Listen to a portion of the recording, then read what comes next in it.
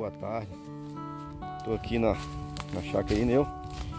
E como nós que temos nossas pequenas propriedades, mesmo sendo pequeno, nós temos que preservar, né? Preservar a mata nativa, né? E aqui eu tenho uma parte aqui de mata e tô aqui dando uma volta e tô adorando. Isso é uma maravilha, cara. Olha só, respirando um ar puro, né? Aqui dentro da mata, uma maravilha. Aí, ó, que coisa linda. Eu preservo isso aqui com muito orgulho, né?